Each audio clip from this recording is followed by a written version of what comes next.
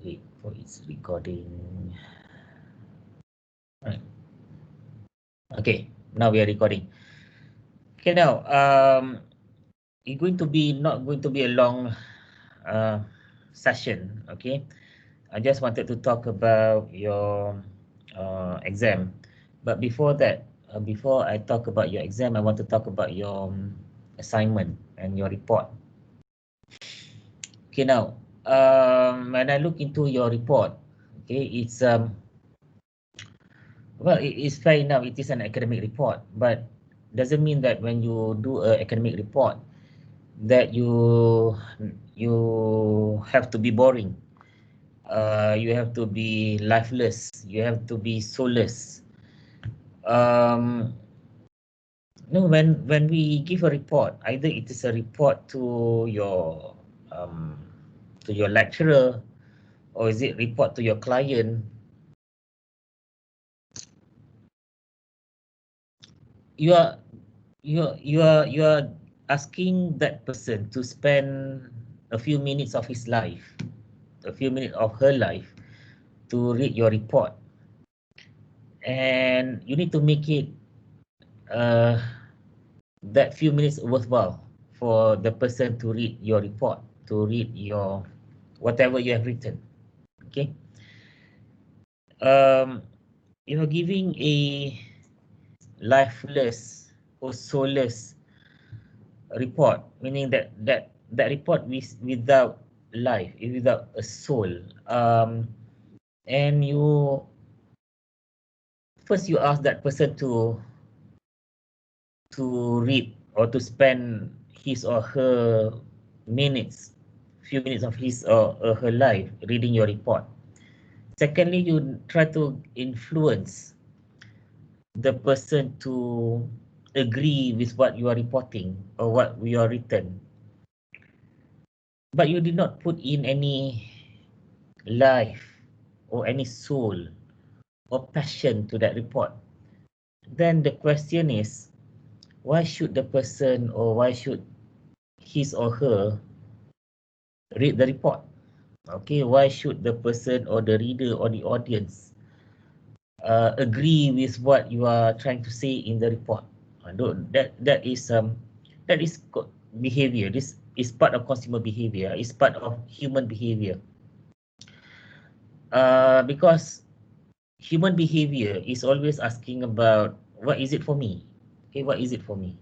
So when you give your report to someone, so that person, that someone will ask, okay, why should I read this report?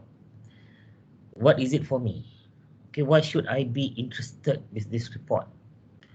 What am I gaining from this report? Okay, so those are the things that is the same. For example, let's say I send you a WhatsApp message after this, right? The same question you will ask yourself: why should I read this message? What is it for me? Right? So it's the same, right? That's why if you think that it is not important to you, you will not read the message because you think that it is not important. So it's the same with the when you give your report to a reader, to someone to read your report.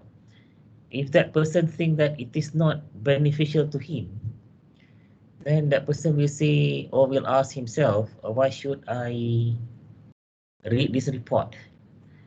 Why should I, or what should that person agree with what you are saying in that report? So uh, this is something which is normal, right? Normal. So the reader or the audience who read your report is also human. So since we are in this consumer behavior, we know that consumer is also human. So since we are talking about behavior, so this is something that you need to be aware after 13 weeks or after 14 weeks of learning consumer behavior, learning about the human behavior. I think this is something which has been entrenched in your mind, that human reacted in certain ways. Okay. Well, let's talk about your report. Um, when I talk about soulless, well, when I talk about report being without a soul, without life, right? So it's like if you watch movies, for example, you see zombies, that, whereby you see a person, the undead, right? A person, he's not dead, but he's without a soul. So that you become zombie, that person becomes zombie. So when you give a report without a soul, without feelings, without passion, without emotions, then your report become like a zombie, right? So it's like human body moving around without any directions, without any directions and intentions. So you become like a zombie. Okay. So how to make your report, alive? Okay. How do you inject emotions? How do you invoke passion into your report? Is the same as watching a movie. I'm sure all of you have watched movies before, or drama. Okay, it's the same as reports. There is some exposition in every movie. There's an exposition, meaning you're giving a background story. You are introducing the characters. Okay, so the same as your report, you need to give the background story of your report. You are introducing the characters in your report. For example, like if you read any novel or read any books or watch any movies, all right, there will be a introduction to the characters. That they're introducing the characters to the audience. So the audience is familiar who are the characters. For example, like if you watch movie, let's say a movie about say a prince and princess, right? Long time ago, there are um, in Kingdom A, there's a prince, and Kingdom B, there's a princess. All right, they meet somewhere and they fall in love. Okay, so that's the introduction. Okay, the story is giving you the introduction to the characters about the prince and the princess, and this prince and princess meet, let's say, somewhere, right? And then they fall in love. So there's a there's a storyline there. Okay, the storyline.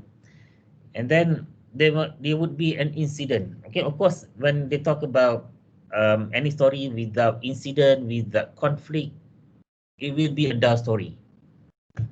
Hmm? There must be some obstacle, okay, in the love story between the prince and the princess.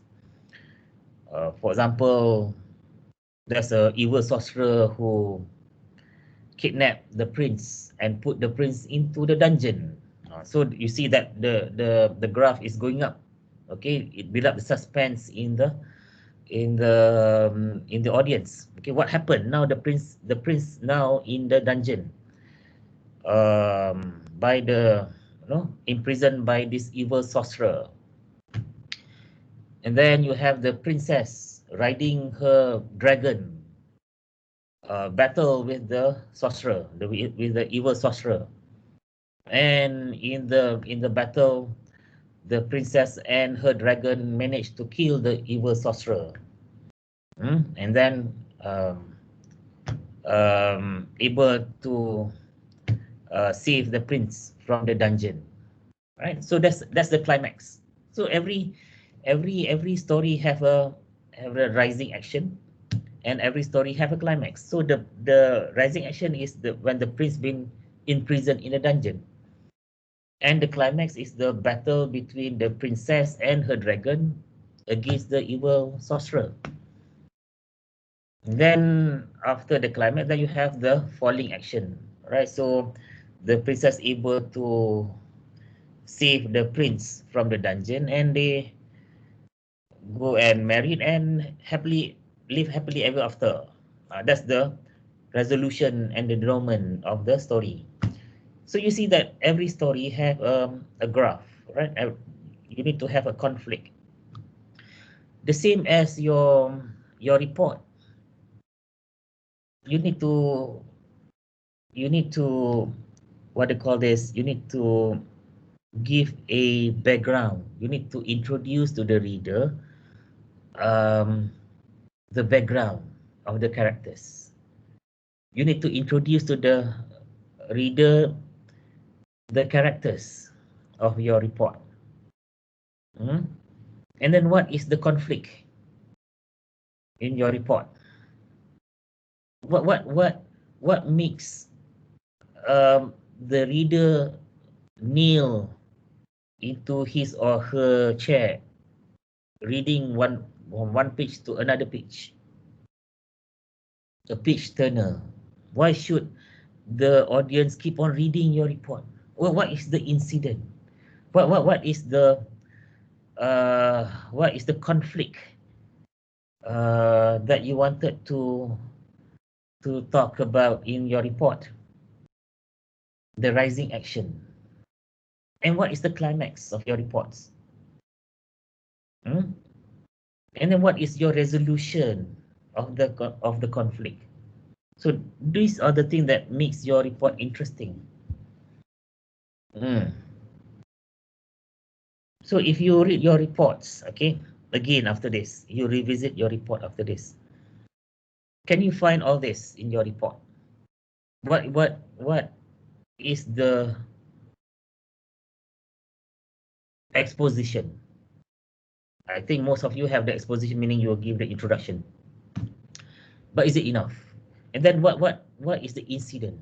What is the inciting incident? What is the conflict that you wanted to portray in your report?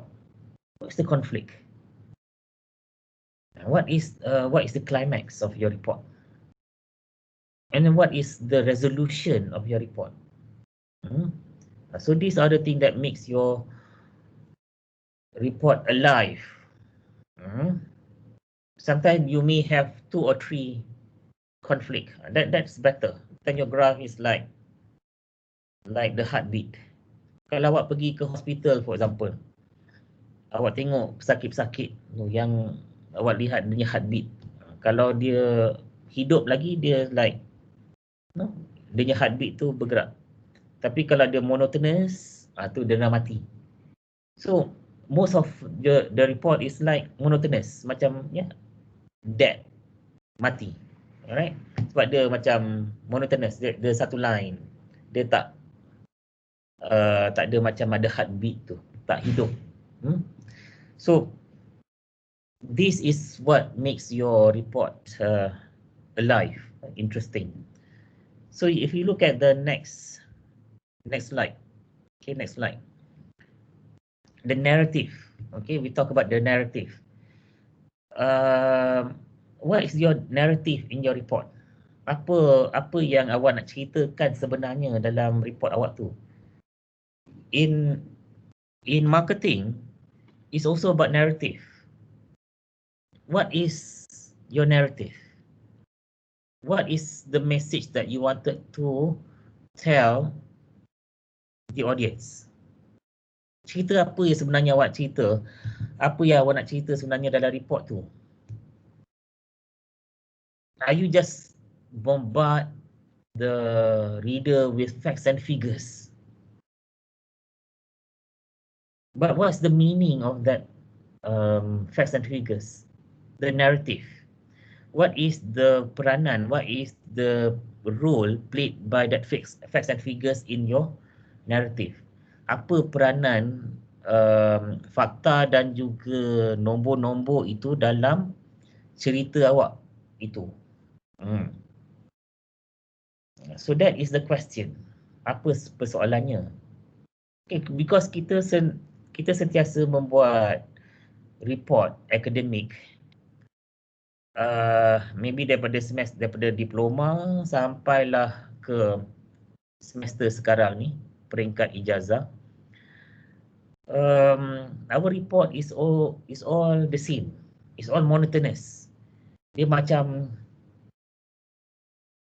we think that if we bombard the reader with facts and figures, they will be shocked and awe. They will be it will create the awesome feelings.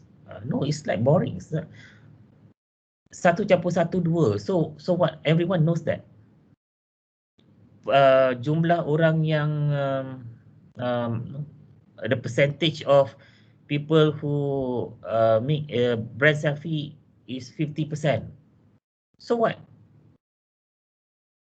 So what is so important that 50% of your respondent doing brand selfie? So what is that important to me? So what is so important? What's so interesting about that facts? So this is the narrative. Okay, apa sebenarnya awak nak ceritakan dalam awak punya report tu? So this is where you need to be clear when you do your report. Your what do you call this? Your story, your storyline. Okay, your storyline 1, babak pertama, babak kedua, babak ketiga. So what is your story to me? What is your story to the reader? Awak nak cerita apa sebenarnya? I'm lost when I read your report. I'm quite lost. Okay, I saw facts and figures. There are marks for that. But in terms of whether I'm excited to read that report, it's not there. Macam, yeah, it's facts and figures are there. I got the pie chart, blah blah blah. I got the pictograph. Okay, cool, all right. But that's it. Whether I'm teruja, whether I'm excited when I read it. Yes, I got that. Yes, this is what I want. This is awesome. It's not there, right? It's not there because tak ada jalan cerita. It's like well, I asked one of the master student, one of my supervisee. She's a master student, okay, writing a report. And I said that, look, your report do not have a storyline. Your report is like without any soul, tak ada jiwa. And her reply to me is, yeah, sir, but then these are the format given to us by UniKL. Okay, that is one answer, a reasonable answer. Yes, we are in academic. We are stuck with this format. You need to have introduction. You need to have SWOT analysis. You need to have pastel. You need to have BCG. Blah blah blah blah. But then, yeah, we need to follow that. But then, it doesn't mean that you cannot tell a story based on that format. It doesn't mean that using a format, you cannot be creative in telling a story through that format. For example, if you look at this, the previous slide, it is a format. Okay, it is a format, but how do you make that format interesting? How do you be creative? And although you need to follow a certain format, but you still can be creative about it. Okay, so it doesn't mean that by following format you become a person without a soul, a person without emotions, right? Because we are humans. You are humans. Then the one who read your report is so a human. You never give your report to a beruk, right? A beruk without any emotions. Even beruk have emotions, right? But then you giving a person to another human your report, which you know have emotions, which have feelings, which have what do you call this will be influenced by emotions. but you just giving something which is dead. You give like a dead meat to another person, and you expect that another person to be excited with a dead meat. All right. So this is my observation when I look into your report. Okay, the report is without uh, a soul. There's no passion. You can see the passion. All right, when you, for example, like you read a novel, for example, it able to evokes your emotions. You watch a movie, all right, you watch a movie, somehow you're influenced by that movie, by the emotions that been injected into that movie, right? You can see the passion. Okay, unless you watch a Malay drama at 7 o'clock, that of course it's not a good example. But then these are the things that you need to remember when you write a report. It's just the same or similar when you write a story. It's similar um, when you tell a story to your friend. Mhm. Presentation, for example, live presentation. Um, when you the tone is like monotonous. Okay, it's like you are talking to a machine. All right. There's no intonation in your presentation. It's just like monotonous. And you may see from the record, I may have like menguap 2-3 kali. You know why? Because um, the tone is like monotonous. Tak ada emosi di situ.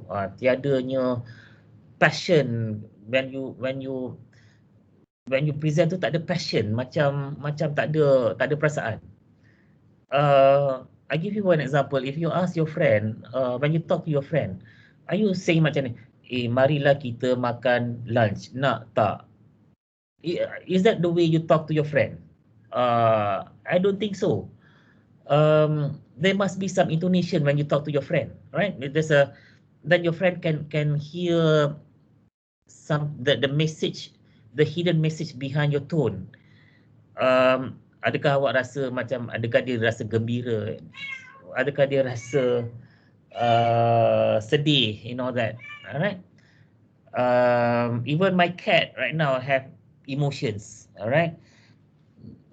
So now that is your report and your presentation. That's what I wanted to comment.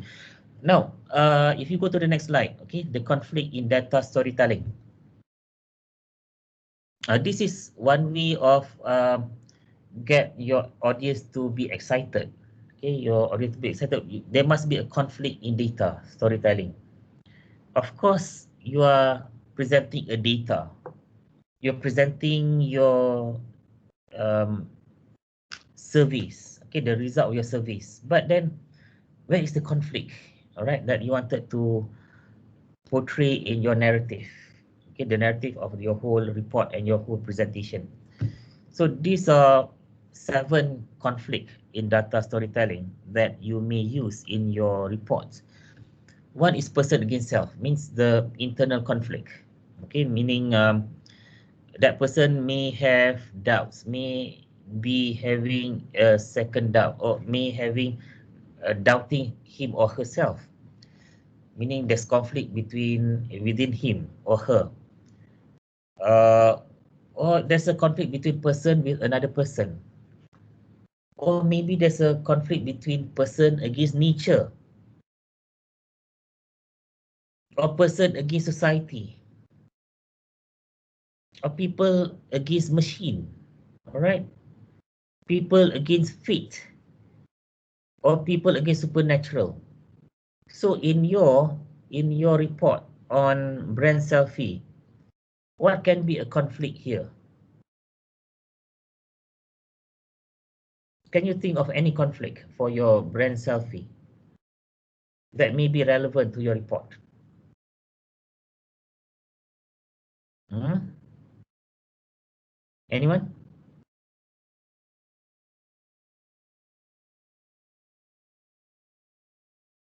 Anyone? What do you think is the conflict when you do your research on brand selfie? What's the conflict?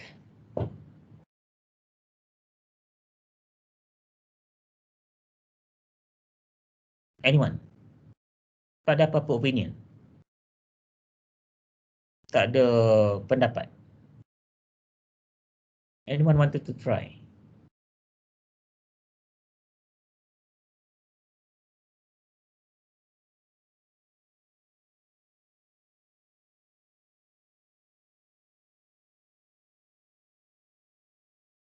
Hmm?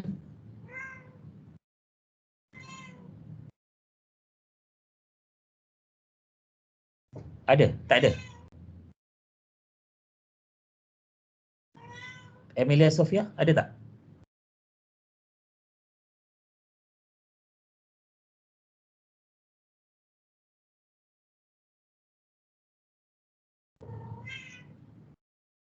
Nur Idina, any opinion?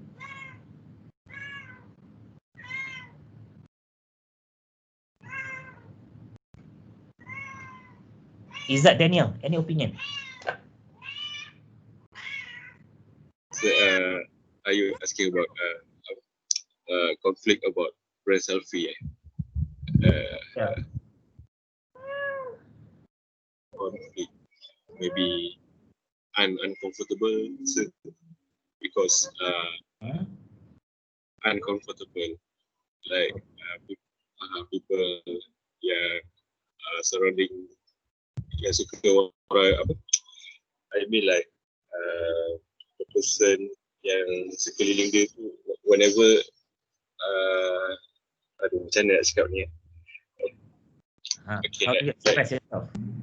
How do you express? Like the situation di restoran, whenever kita order makanan tu sampai, kita terus makan, but when we see the other person like makanan sampai, they take photo first and upload on the story, that we feel like uncomfortable when we see them. So what is that? Is that a conflict between a person against society? Yeah, I think so. Against the norms in the society. Yes. Okay. Yeah, you're right. But other people may have other opinions, right? So it can be person against person. Maybe a conflict between with another person, or maybe it's a conflict between a person and the society. Because for example, let's say you are having dinner with an older people, baby boomers, for example. When you receive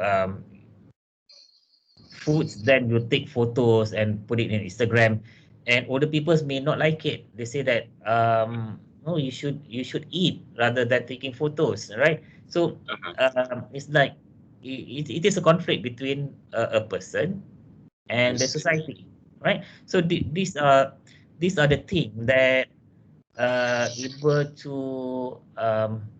incite people to read your report, okay? Because you're putting at a conflict.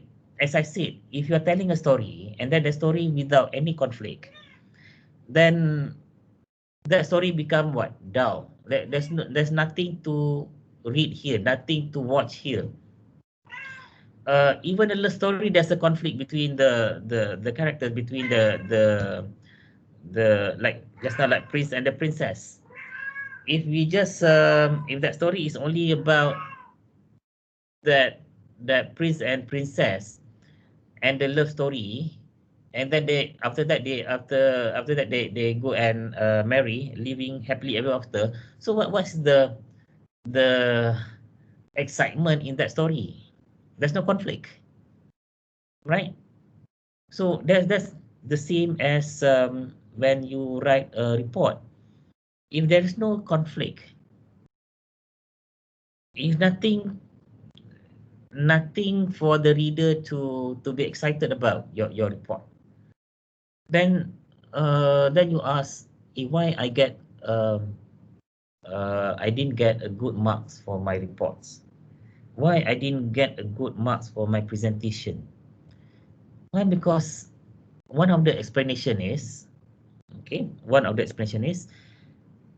there's nothing exciting about your report. There's nothing exciting about your presentation.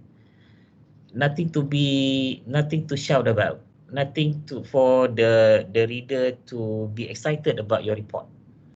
So if you give a monotonous report, you will get a monotonous marks. If you give a monotonous presentation, you will get a monotonous reaction. So I would guess that after 13 weeks learning about the human behavior in this subject, when we learn about the consumer behavior, you would at least understand that humans have feelings, right? Humans are influenced by emotions, and decisions are influenced by emotions. Decision are influenced by feelings, right? So why certain people buy a certain product and not the other product? Okay, apart from the price, it's about feelings. Why uh, a person make a brand selfie is about feelings. So if you have learned about the human behavior, you have learned about the human emotions, then I would assume that by now you able to tell yourself that human feelings and emotions are important.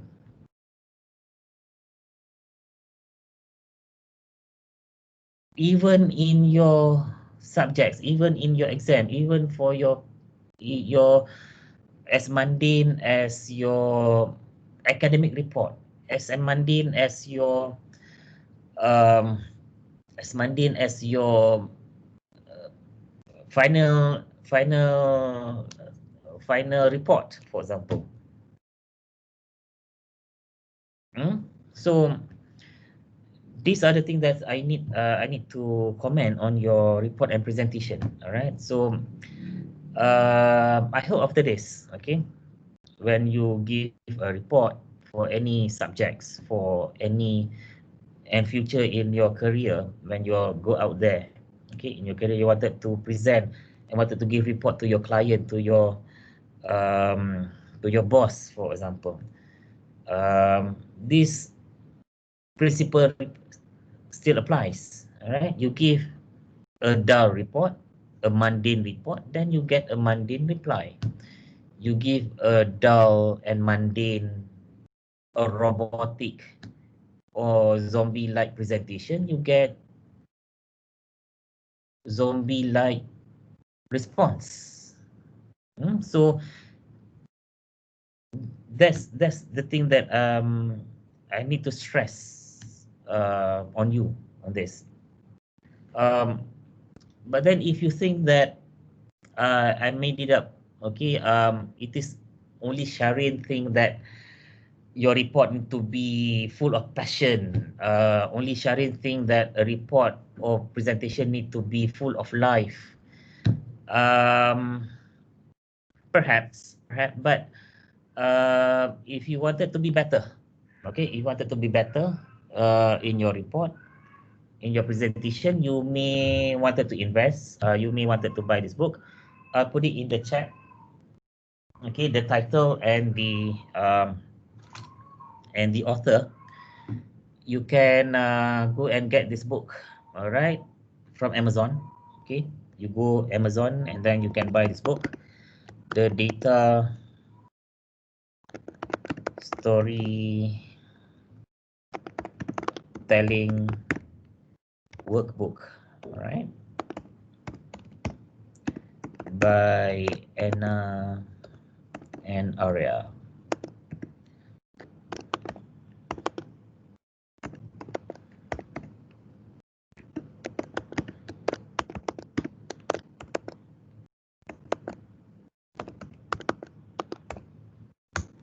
Right, I already put it in the chat. Okay, the name of the book and the author. So if you wanted to know more, all right, on how to interpret the data, how to tell story based on the data, so you can read this book. You can get this book from Amazon. Okay, you can buy from Amazon. If you want, okay. If you want to be better. Hmm? So it's up to you. I don't say that it is mandatory. I don't say that you must buy this book or else you will not pass your exam. Okay, this book had nothing to do with your exam. Okay, um, so it is all up to you. If you wanted to be better, you go and buy. If you wanted to be the same, so just remain as it is. All right. Okay. So it's all up to you. You guys are adults. You can think for yourself. Uh, is there any question? If there's no question, then I go to your exam. Ada soalan?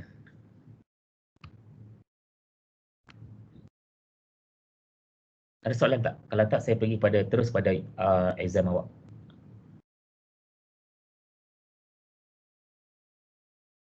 Tak ada.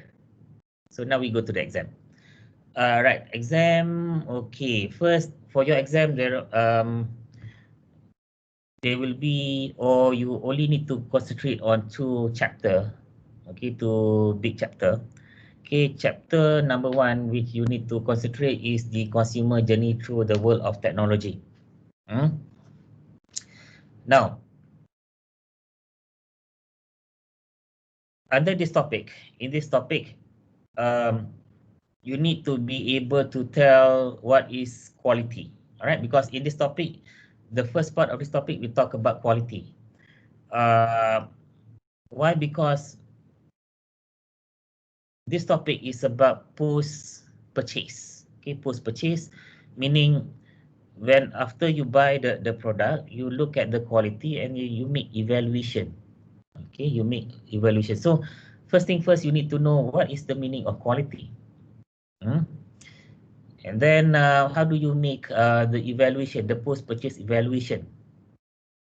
So after you make the evaluation, after you buy the product, then you make the evaluation. Then there are 3 things that you're going to do. All right, either you repurchase the product, meaning you satisfied with the quality, you satisfied with the product, so you make a repurchase. Or you speak good things about the product to other people. All right. For example, like I like this book, the data storytelling. So I like it very much. So I'm telling you guys about this book. That is word of mouth, right? I don't repurchase because I already have the book. So I'm going to tell you guys about that book. So that is word of mouth. Or if I don't satisfied with the product, I may complain about the product. Okay, it's normal. It's normal.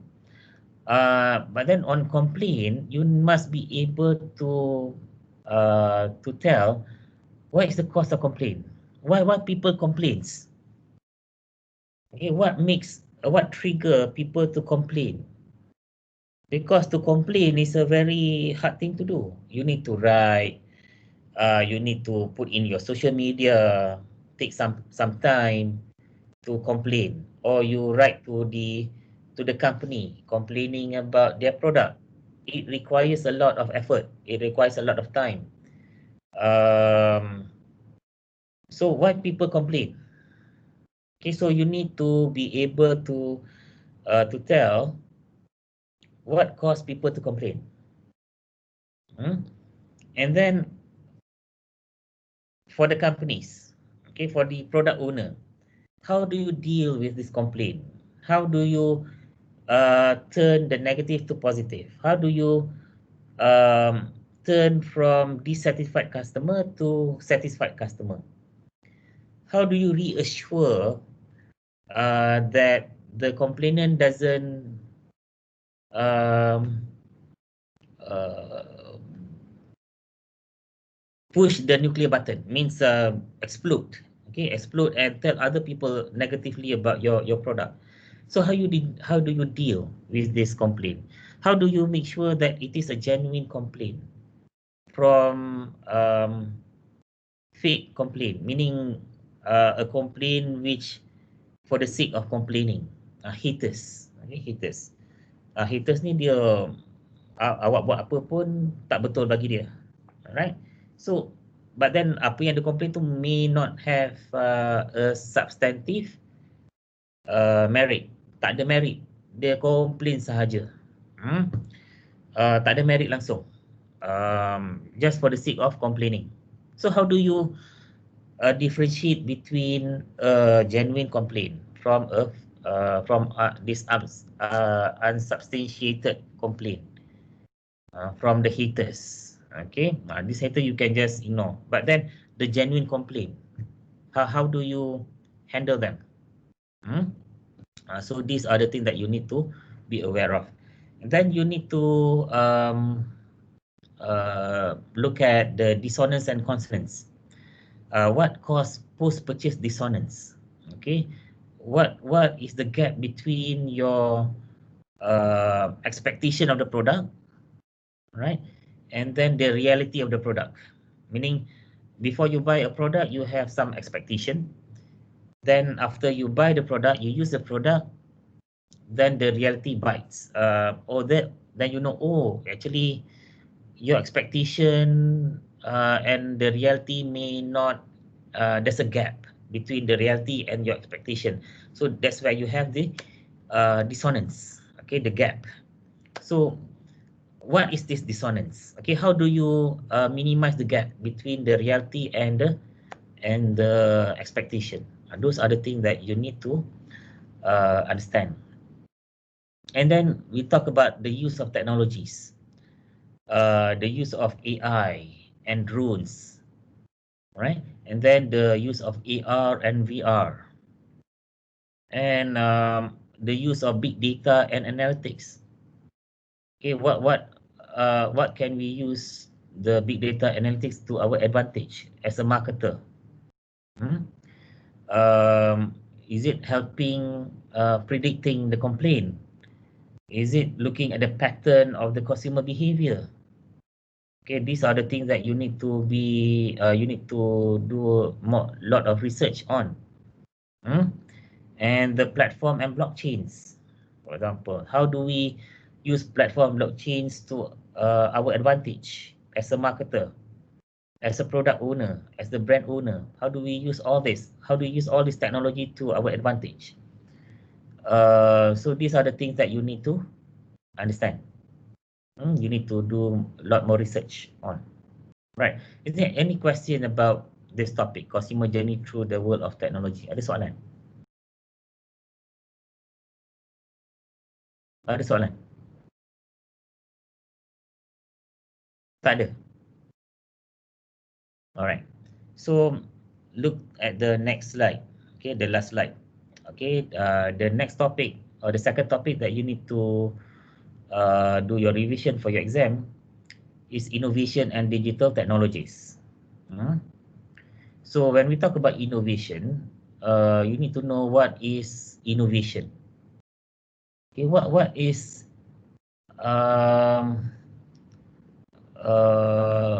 the difference between innovation and ideas? You may have ideas, but it is not an innovation, because innovation is you're creating value to the consumer and you commercialize that value, or you commercialize that idea to the consumer. If it's just a mere idea, it is still in your head, it is not been commercialized, it doesn't create value to the consumer, then it remains an idea. So you need to understand what is innovation. So what is the difference between innovation and a mere idea? And then you need to be able to know about the product life cycle. Okay, how product life cycle influence innovation, and how product cycle influence behavior. Means behavior here referring to the consumer behavior. Meaning, for example, like product life cycle of a smartphone, for example, then how does it influence the behavior of the consumer to buy that new smartphone? Okay, are you going to, for example, are you going to introduce a new smartphone every month? Or are you going to introduce a new smartphone once a year, every 12 months? Why? Because you're looking at the product cycle. So are the consumer going to upgrade their smartphone every 12 months, or are they going to upgrade their smartphone in every 24 months, or are they going to upgrade their smartphone every month? So this is what I meant by product cycle influencing the consumer behavior. Okay, so you need to make more research on this. And the consumer adopting the product. Okay, what are the attributes that make consumer attributes of the product that influence the consumer to adopt that certain product? Those are the things that you need to know.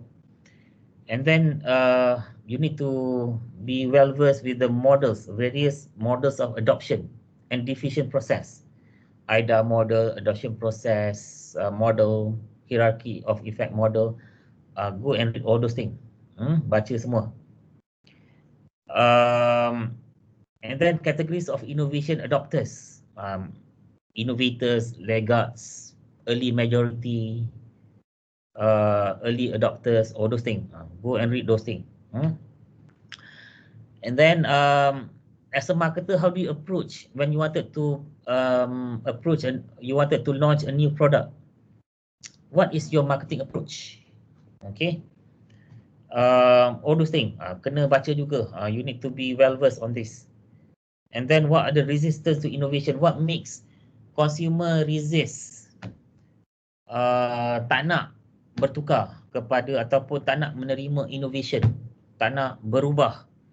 Apa masalah consumer? What makes consumer resist new things? What makes consumer resist something new, a new product?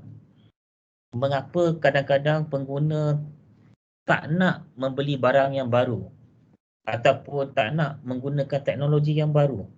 Why? Those things that you need to understand. Okay, so it's simple. Alright, it's very simple. The exam is very simple. You just need to concentrate on these two topics. That's all. Okay, so I don't ask you to read the whole thing. Okay, tak perlu nak baca daripada minggu pertama sampailah minggu terakhir. No need. You just concentrate on these two topics. So I make it easier for you. Okay. So any question? Ada soalan? Ada soalan? For your exam. Bila exam consumer behaviour? Paper, bila? Have you got your, I think I given you the schedule kan? Exam schedule, bila? Exam for consumer behaviour? Tak check lagi? So 24 January. 24th of January, alright. Yelah. Right. Sunday. So, Sunday. Okay. So exam will be no, the exam question will be posted in your virtual learning environment. I will create a special headings for exam, final exam, and you will find the exam question there. Okay, you will be given 3 hours to answer. So for those who do not have a good internet connection, so meaning you cannot sustain that connection for 3 hours, no problem. You just log in to your VLE, download the question, log out, answer the question, and then before that 3 hours period, you go back to your VLE, log in again, submit your answer through that VLE. Okay, you can submit through using Microsoft Word format. You can use what do you call this? You can use iOS also can, Pages, okay, Pages format. I would prefer that, or PDF, no problem. Okay, jangan hantar dalam bentuk JPEG ke apa. Okay, it may not be suitable. Within this three format should be sufficient. Tak ada masalah. So within 3 hours, you send me the answer. There are only 2 questions. Ada 2 soalan sahaja that you need to answer. One question from each of the topic, alright? And each question will carries 50 marks, but there will be sub-question. Okay. So sub-question, maybe 1.1, 5 marks. 1.2, maybe 10 marks. 1.3, another 10 marks. So total is 50 marks. And then how much do you need to write? It depends on the, you will be guided by the question and the marks. For example, like the question is give 5 item of something, all right, 5 item of something. You look at the mark is 10 marks. So you know it's like 5 item, 10 marks. So common sense will tell you 1 item is 2 marks, because 2 times 5 is 10 marks, right? So how much do you need to write? If you write for 1 item is like 3 pages, the most that I can give you is 2 marks. So 2 marks is basically about you are identifying the item, and then you explain the item in 1 sentence, and then you give like another example, okay, an example of that item, then you got that 2 marks. Okay, then you the same process with the other items. So that answers your question on how much to write, meaning be guided with the question. You look at the question, they're asking you how many things that you need to write, how many items that you need to identify, or how many items that you need to explain. Then you look at the marks. Okay, kalau 5 item, 10 marks, definitely is 1 item, 2 marks. So 2 marks maybe like 1 paragraph should be sufficient. 1 paragraph of 3 or 4 lines should be sufficient. And another thing, which a mistake which been repeated every semester. Okay, please write 1.1 paragraph. Students have the tendency of giving me 1 paragraph for the whole thing. Dia ada nak cakap pasal 5 benda, 5 point dia bagi dalam satu paragraph, which is well, again, okay, it's a human behavior. If you put in 1.1 paragraph, you make it easier to the examiner. So if the examiner think that it is easier to mark your paper, then it's easier for the examiner to give marks. But if you make it harder for the examiner to mark your paper, then the examiner become irritated. Why? Because he need to read line by line, because he may, when you put, let's say, 5 points in 1 paragraph, right? Human behavior, human span of attention. Now it's like 1 or 2 seconds. After that, human will lost that attention span. So after 1 or 2 seconds reading that the whole paragraph, okay, they will lose interest. They will lose their attention span. Attention span dia sikit je, 1 or 2 seconds, dia dah lose interest. Then they can start to jump. Alright. Then when the examiner start to jump, okay, they read satu paragraph, lepas tu boring. They jump. They may miss out your point. When they miss out your point, then you don't get the marks. But then if you put 1.1 paragraph, then it is clear to the examiner. Oh, point nombor 1 ni dia here. So ada markah. So this is the second point. Okay, ada markah. Tapi kalau awak letak 5 point dalam satu paragraph,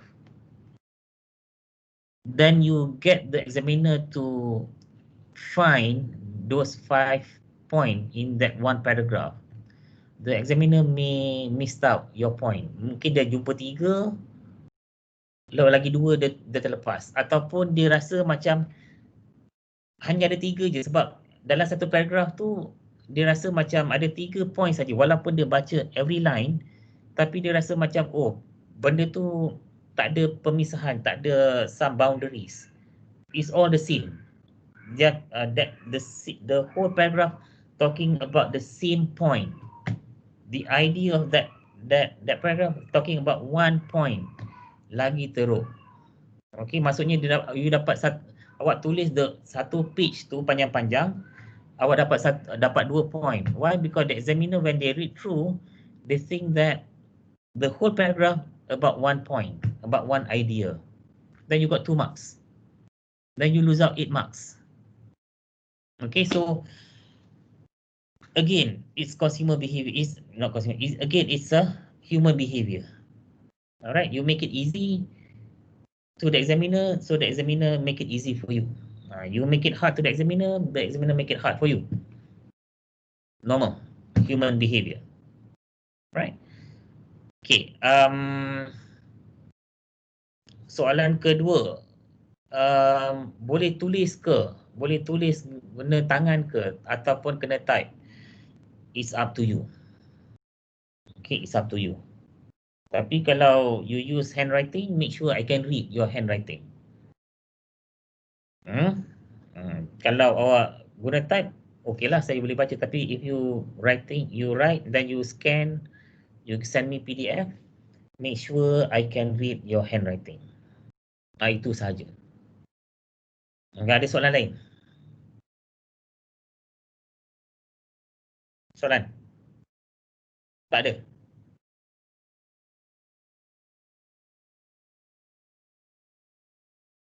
Betul ke tak ada soalan? Sir, for the offline yang saya mention tadi, maksudnya orang kena jawab within 3 hours jugalah yang for those yang offline tu.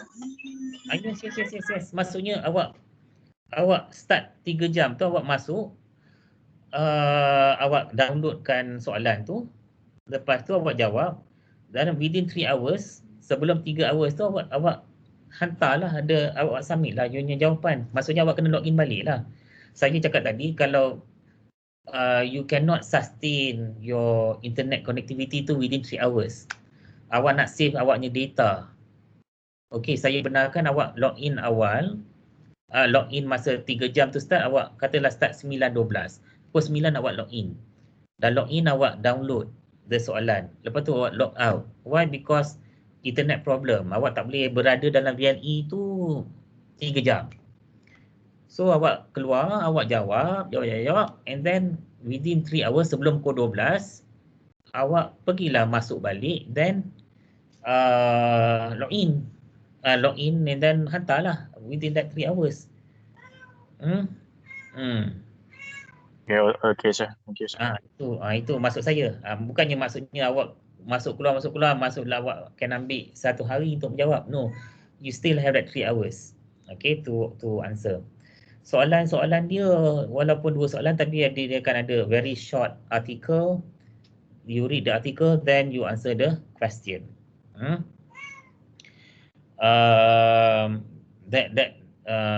Artikel pun tak panjang, mungkin dalam half pages. Okay, dalam half page sahaja.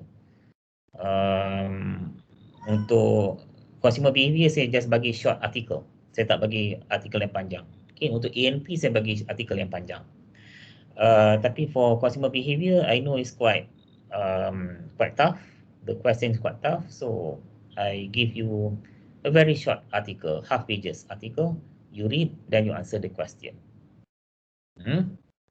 Okay. Ada lagi soalan tentang exam? Tak ada?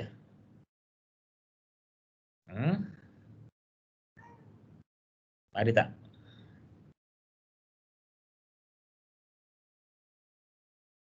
Kalau tak ada, then alright. I will end the session now. Okay. I wish you all the best for your exam. Not only for your exam, for your future undertaking in your career. Nanti kalau lepas ni grad, you know that, you bekerja, you know that. So I wish you all the best in your career as well. Okay. Right. That's all.